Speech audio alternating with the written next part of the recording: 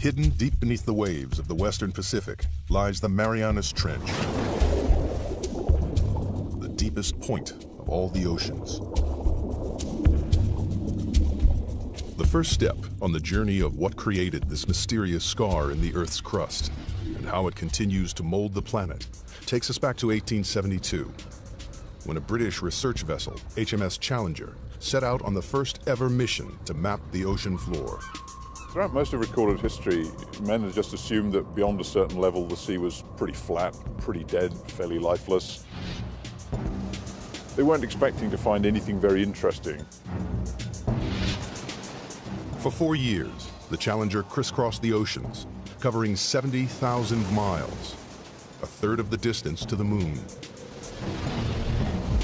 The crew plumbed the depths every 140 miles, using a total of 249 miles of rope and hundreds of pounds of lead weight. It was tedious, backbreaking work, but at the time it was the only way to measure the depth of the ocean floor.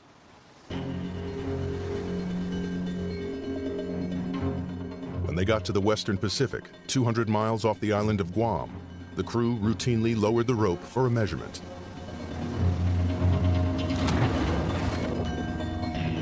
But the weight kept on dropping and dropping. It's a big surprise. Nobody thought the ocean was this deep. So all of a sudden we've got scientists saying, why is that?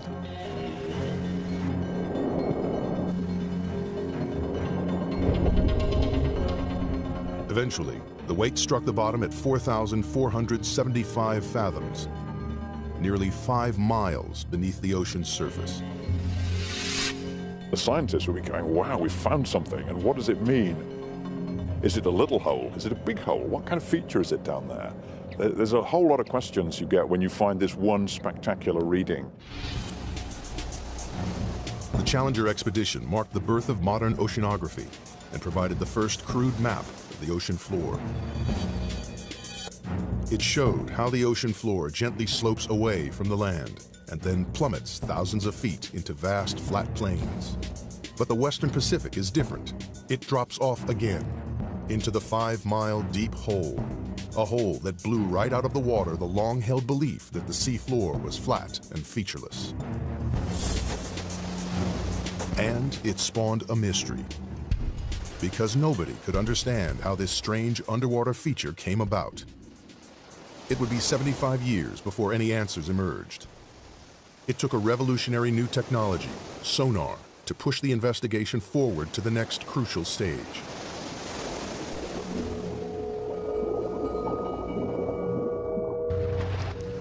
Sonar was first developed in the early 1900s and then perfected during the 1940s to detect submarines lurking in the deep.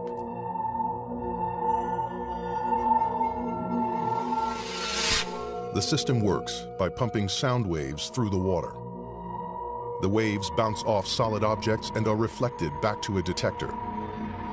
By measuring the time it takes for the sound waves to bounce back, scientists realized they could build a remarkably accurate picture of the world beneath the waves.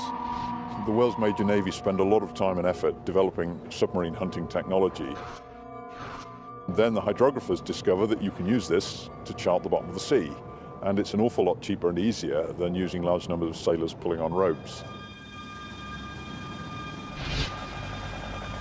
In 1951, a British Navy research ship returned to the deep hole found by the Challenger expedition.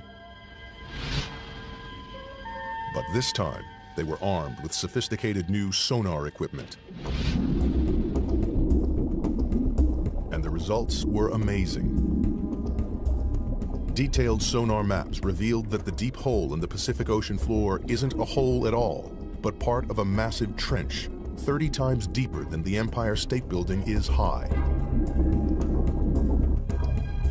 It runs twice the length of California, 1,500 miles from the southeast of Guam to the northwest of the Mariana Islands. People were probably astounded by what they were seeing because clearly the ocean floor had enormous changes in relief, was very mountainous in some places, had great deeps in other places. To a geologist, this would be extremely exciting. Even within the trench itself, there are remarkable variations.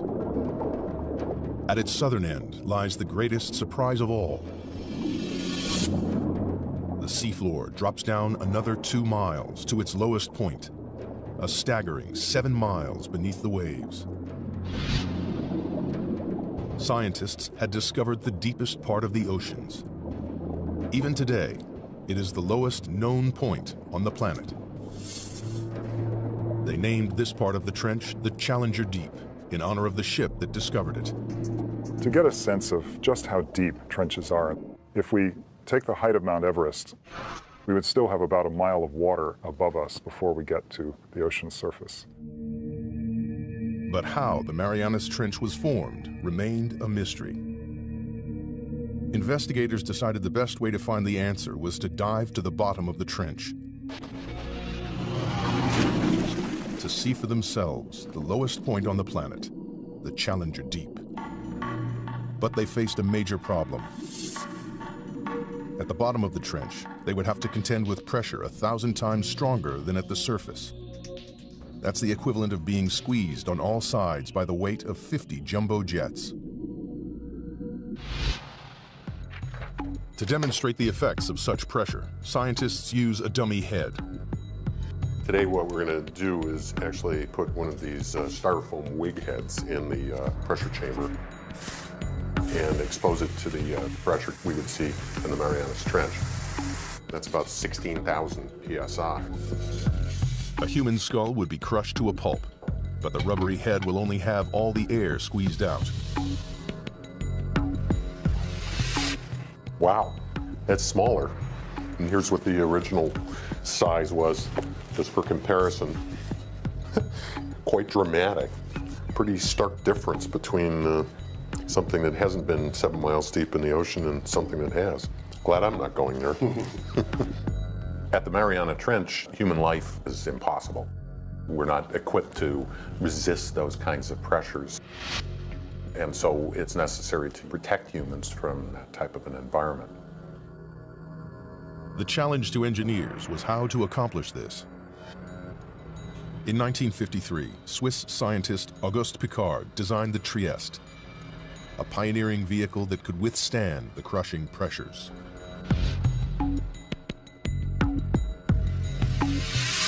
The submersible was dominated by a 50-foot-long hull, filled with light aviation gasoline and lead weights to control buoyancy. Slung underneath it was a tiny 6-foot spherical cabin with 5-inch thick steel walls.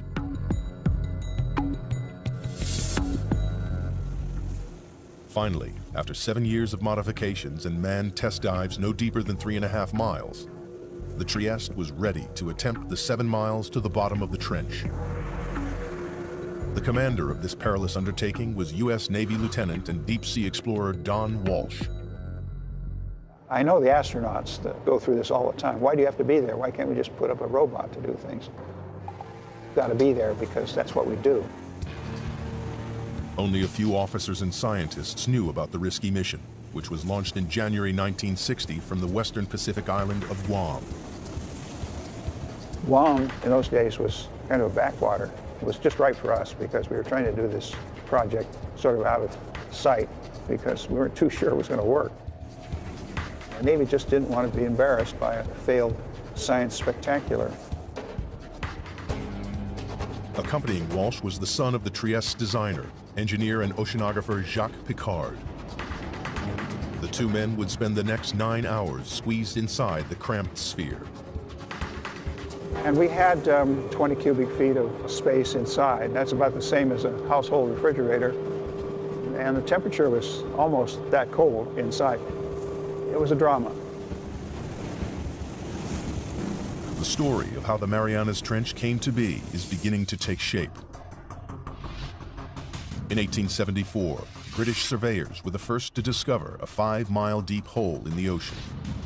75 years later, sonar mapping revealed the hole to be a vast 1,500-mile-long trench, with the deepest part 7 miles beneath the surface waves of the Pacific. To gather further evidence, 2 courageous men were about to undertake the most dangerous dive in history. They would venture into the abyss and go to the bottom of the Marianas Trench. The Marianas Trench is one of the most remote, inhospitable places on Earth. In January 1960, two deep-sea explorers, Don Walsh and Jacques Piccard, plunged into its depths on board the submersible, the Trieste.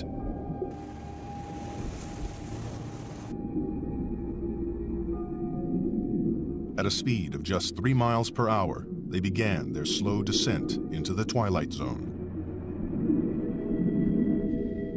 By 3,000 feet, the darkness was total. The only illumination was from the Trieste's powerful lights. The depths we were operating at, it was always black. The only thing that lit up the abyss was the bioluminescence from animals and plankton. Like fireflies, they carried their own light sources with them. Encased in their 5-inch thick steel sphere, Walsh and Piccard quickly passed their test dive record of 18,000 feet. Everything appeared to be going to plan. At the rear of the cabin, the crew were protected by a double layer of glass. But 2 hours into the dive, the outer pane cracked. We had a great big bang. We didn't know what it was. We were about 20,000 feet, and we looked around and checked everything. Every square inch of their tiny life-supporting capsule was fighting back 8 tons of pressure. With the outer pane broken, the only thing between the men and instant death was a single pane of glass. If the inner window had cracked, we would have been instantly dead, maybe even before we knew it. But incredibly, the inner pane remained watertight. Walsh and Piccard decided to continue the descent. After a tense, claustrophobic 4 hours and 48 minutes, they approached the bottom of the trench, only to be startled by movement on the sea floor.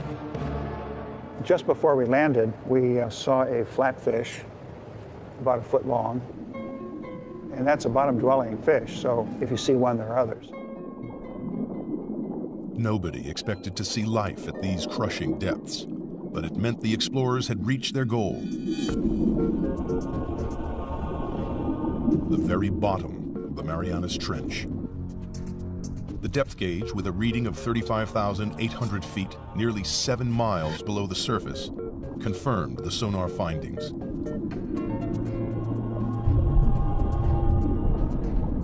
Squeezed inside their bubble of breathable air, the two explorers were closer to the Earth's center than man had ever been. We took a self-portrait. That's the picture that you see. Said we're going to do it, and we did it. But there was work to be done.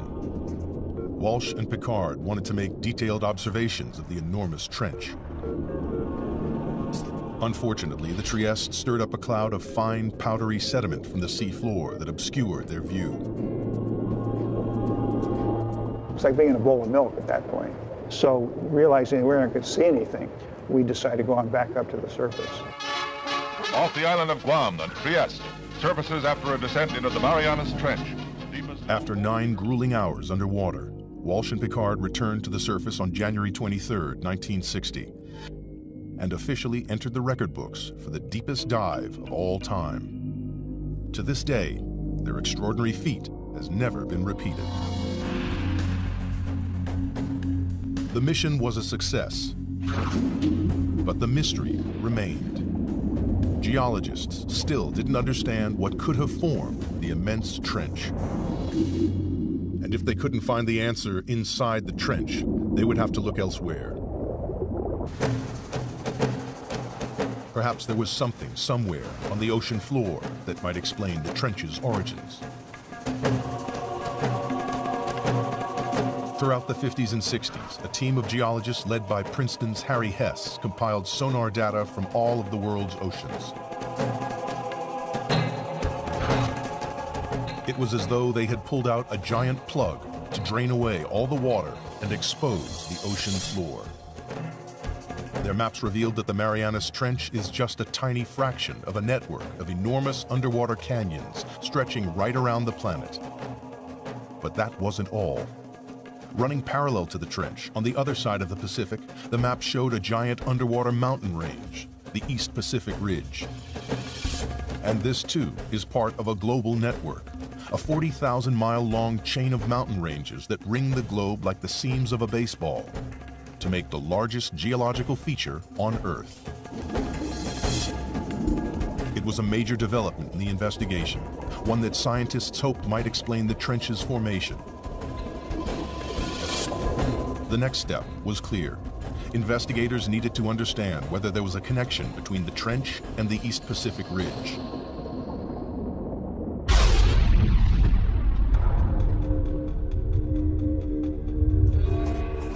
The breakthrough came from the unlikeliest of sources.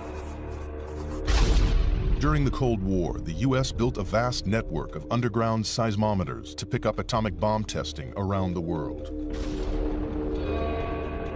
Inadvertently, the seismometers also detected naturally occurring earthquakes. When geologists plotted these on a map, a pattern emerged. The earthquakes were clustered along the ocean's ridges and trenches. It was a discovery that transformed our understanding of the Earth. Geologists realized the friction that causes earthquakes comes from movements that must be occurring deep beneath the ridges and trenches. With this great investment in seismology, it became possible to locate very precisely where earthquakes had occurred. And it was these things, the precise location, the depth, and the motion, that really gave the outlines of plate tectonics. It was the birth of an extraordinary new theory. The solid layer of rock, the crust on which the land and ocean sits, is broken up into a series of vast slabs that geologists call tectonic plates. It's these plates that are moving, grinding past each other, and triggering earthquakes. The underwater ridges and trenches sit on the boundaries between tectonic plates. The East Pacific Ridge and the Marianas Trench lie on opposite edges of the Pacific Plate. The journey to discover what formed the Marianas Trench is accumulating additional evidence. The Trieste dived to the bottom of the trench and confirmed that it is the deepest point on the planet. Sonar maps then revealed the East Pacific Ocean ridge running parallel to the trench. To solve the mystery of the Marianas Trench, investigators needed to find out exactly what was happening at the East Pacific Ridge, and that meant exploring these vast mountains, 8,000 feet underwater.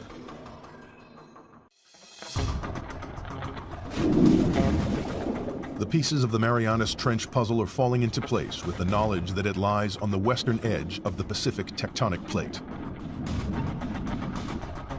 On the opposite side of the plate lies the East Pacific Ocean Ridge, part of an enormous chain of underwater mountain ranges that ring the globe to create the largest geological feature on Earth.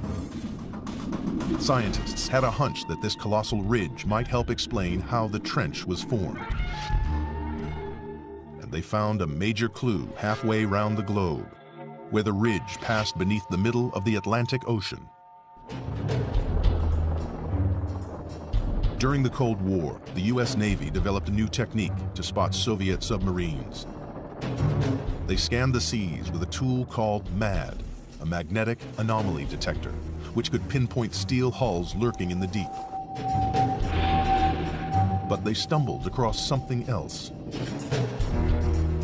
Running parallel on either side of the ridge, they found strange stripes of magnetic rocks, alternating positive and negative away from the ridge's peak.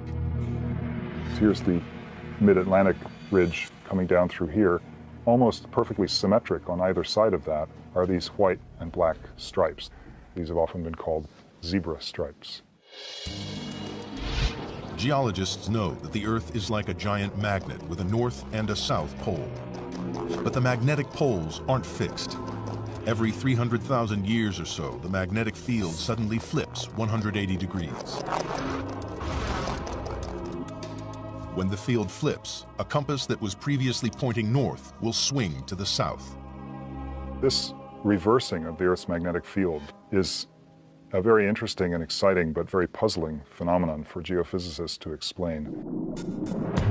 Scientists think this reversal explains the stripes either side of the ocean ridge. In the 1960s, geologists discovered that molten volcanic rock, known as magma, swelled up from deep underground to create the ridges in the Atlantic and Pacific. As magma wells up between the tectonic plates, it pushes the seafloor up and forms the colossal mid-ocean ridge thousands of feet high. When the rock is hot and molten, its magnetic minerals line up with the north-south direction of the Earth's magnetic field. As the magma cools, the minerals are locked in position. These rocks act as a permanent record of the magnetic pole's location when the rocks were formed. As more and more magma is forced up, the old crust is pushed away from the ridge and records the reversals in the Earth's magnetic polarity. If you have reversals of magnetic polarity, then the seafloor acts sort of like a tape recorder and records these changes in magnetization. Then the pattern of magnetic stripes allows people to calculate the speed at which the plates are moving apart. The zebra stripes are proof that over time, the seafloor in both the Atlantic and the Pacific is spreading away from the ridges at a rate of more than 2 inches a year. But geologists needed proof that magma created the ridge. If red-hot molten rock is forming the enormous mountain range in the Pacific, the surrounding water should be warm. In 1977, a team of scientists set out to discover whether this warm water really existed. Dudley Foster was the pilot for these historic dives. It's been an exciting occupation because you're on the cutting edge of science. New discoveries all the time. Every cruise, there's a new group of scientists with new scientific objectives, and it's the exploration and the discovery. And that's really what puts the thrill in the job.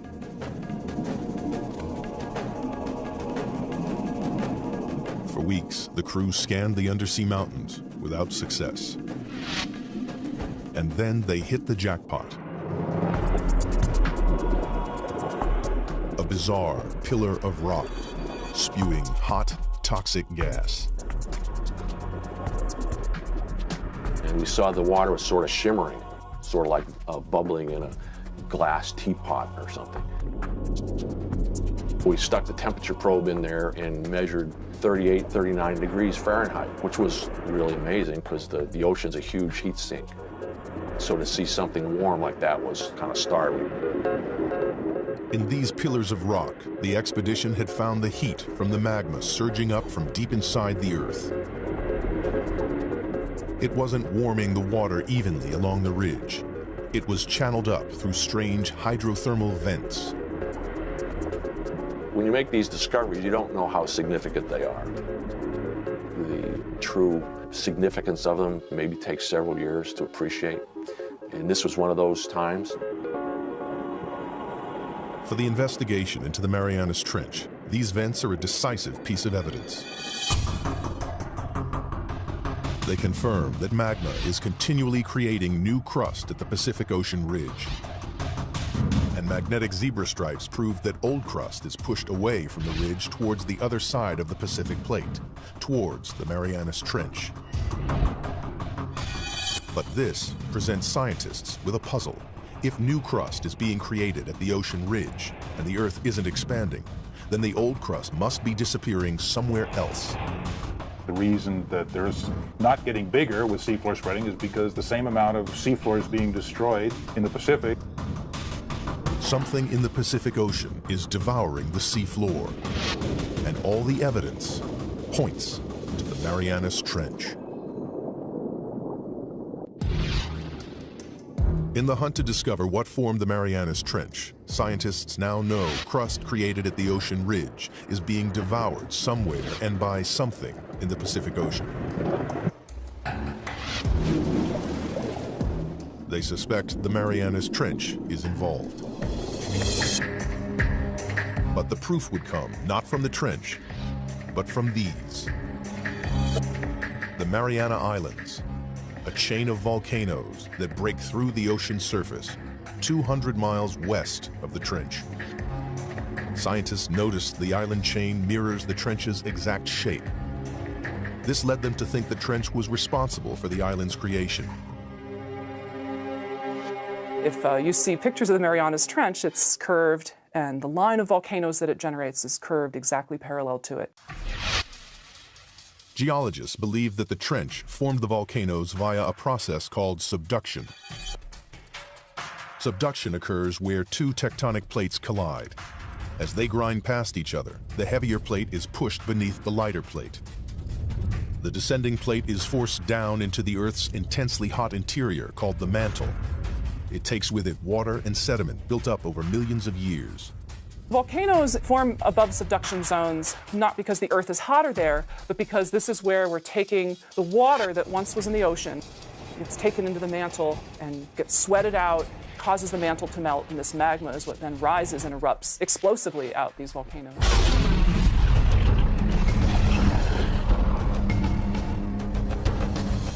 The water in the sediment forces magma to swirl up and push through the plate above. And when it breaks the surface, it creates volcanoes, like the volcanoes that form the Mariana Islands.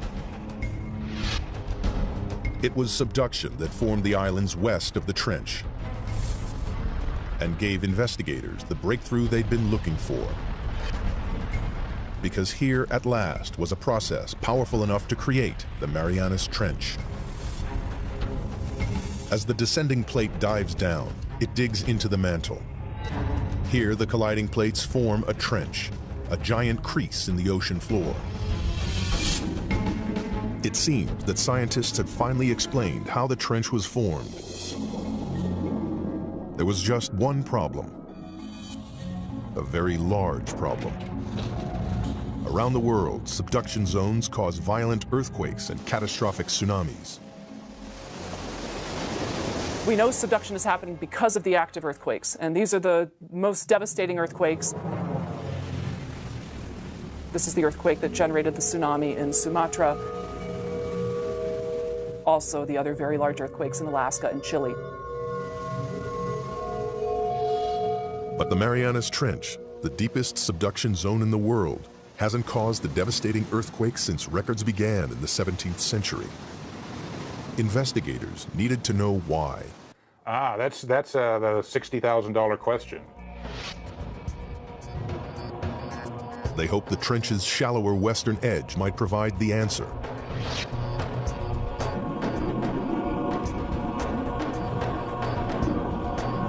Here they found an intriguing chain of underwater hills 2 miles below the surface of the sea.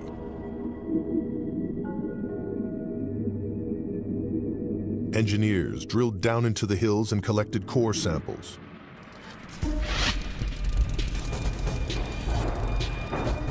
And when the scientists analyzed the samples, they discovered the hills were actually volcanoes. And they spewed out not lava, but mud. The fine powdery mud is made up of a soft type of rock that has been ground up in the subduction zone. It seemed this soft rock might explain why there have been no major earthquakes at the Marianas Trench. Everybody has a sense of what a volcano is, but not all volcanoes erupt igneous rocks. There's some volcanoes that erupt mud, and a certain kind of unusual kind of mud in the Marianas is made out of serpentine. And serpentine is a very weak rock, and it can be scratched with a knife or something like that. Investigators realized the grinding plates crush the soft rock to form a lubricating mud that prevents large earthquakes. Then the mud bubbles up to the ocean floor, where it forms the strange mud volcanoes found along the trench's western edge. Other parts of the world, like the Andes or maybe Indonesia, you've got 2 plates that are grinding together, and one of the plates is quite strong. And it takes a big earthquake to rupture that plate interface. But if these rocks are weak, like they are in the Marianas, where you've got these serpentinites, those are very weak, and it doesn't take much energy at all to get the 2 plates to glide one past the other. At last, geologists had discovered what created the Marianas Trench. 50 million years ago, the Pacific Plate slipped under the edge of the Philippine Plate. As it bent and dived into the Earth's mantle, it formed the colossal Marianas Trench. And the plate is still moving. Like a giant conveyor belt, the Earth's crust travels slowly across the Pacific Plate, from its birthplace in the East Pacific Ridge to its graveyard 10,000 miles away in the Marianas Trench. Today, the Pacific Plate's movement can be tracked in real time. Confirmation has come from GPS technology, where we can actually put a transmitter on an island and come back year after year and actually follow it moving a few centimeters a year towards the trench. It's devouring the crust at a rate of 3 inches a year, about as fast as a human fingernail grows. Every 4 million years, it swallows an area the size of the United States. By consuming the crust created at the Pacific Ocean ridge, the ravenous Marianas Trench is the world's largest recycling plant.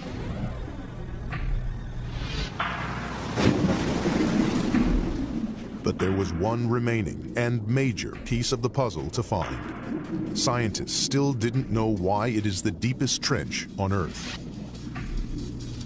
They suspected the age of the seafloor at the bottom of the trench may provide the answer. It turns out there's a really strong relationship between the age of the seafloor and its depth in the water. In 1999, a team of deep sea drillers returned to the trench to collect core samples. One great thing about drilling this ocean crust is we actually got pieces of it. So we're holding in our hands here the material that's actually getting subducted at the Marianas Trench, and it turned out to be 170 million years old.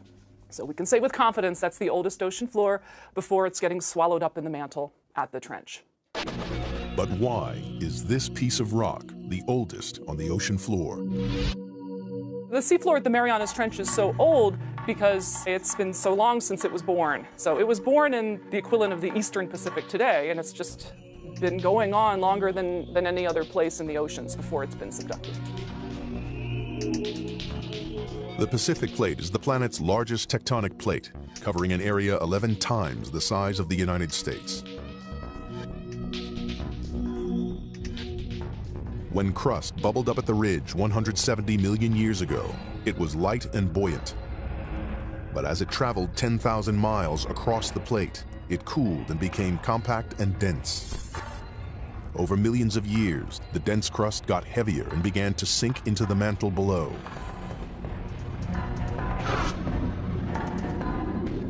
Scientists realized that because the crust at the Marianas Trench is the oldest ocean crust, it's also the heaviest and so has sunk deeper into the mantle than any other area of ocean crust. Here at last was the explanation for the trench's extraordinary depth. The picture of the Marianas Trench is almost complete. Volcanic islands mirroring the trench's exact shape lead scientists to believe it runs along a subduction zone. And slippery mud volcanoes explain why it doesn't create large earthquakes. But one question remains unanswered. Towards the trench's southern end, the vast chasm drops a further 2 miles to its lowest point, the Challenger Deep, 7 miles beneath the waves.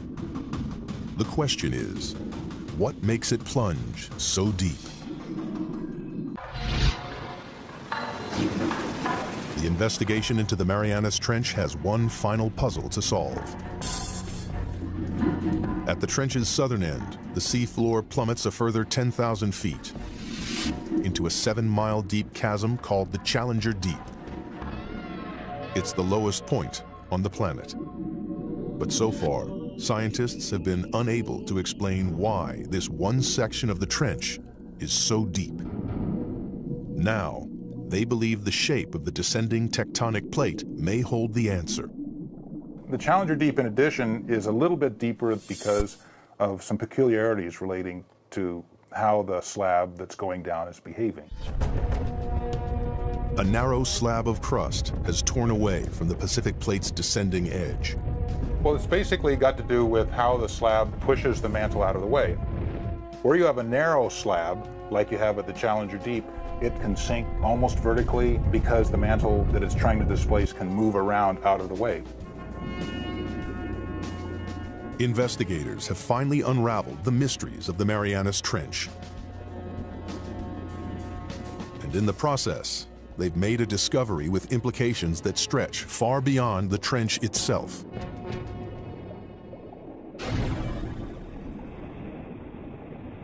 Studying the ocean ridges led geologists to believe that magma welling up at the ridges was pushing the plates apart. But the exploration of the Marianas Trench has changed this idea forever. People used to think that maybe the magma would kind of push the plates apart. And that idea is largely discounted now. As the ocean crust travels from the Pacific Ocean ridge to the trench, it changes from a buoyant, red-hot magma into a colder, denser, and heavier crust. The plate's leading edge becomes so heavy that it drags the rest of the plate along behind it. The heavy, cold plates at the trenches are sinking down into the mantle and pulling the plates apart at the ridges, and the magma just passively fills in the gaps. The investigation into the Marianas Trench has revolutionized our understanding of how the Earth's plates move. We now know a worldwide network of subduction zones drag tectonic plates around the globe, powering the movement of continents over millions of years, and moving the very Earth we stand on. The plates that are moving fastest on the Earth are the ones that have all the trenches. The Pacific Plate is the fastest moving of the 9 major plates on the planet because it is surrounded by dozens of destructive trenches like the Marianas. They are consuming the ocean crust faster than the ocean ridge can produce it. Over millions of years, the Pacific Plate will shrink until sometime in the distant future, the largest ocean on Earth will disappear. Australia will crash into the United States, reshaping our planet. Perhaps one day, downtown Seattle will compete for real estate with a suburb of Sydney, Australia. And all because of subduction zones like the Marianas Trench.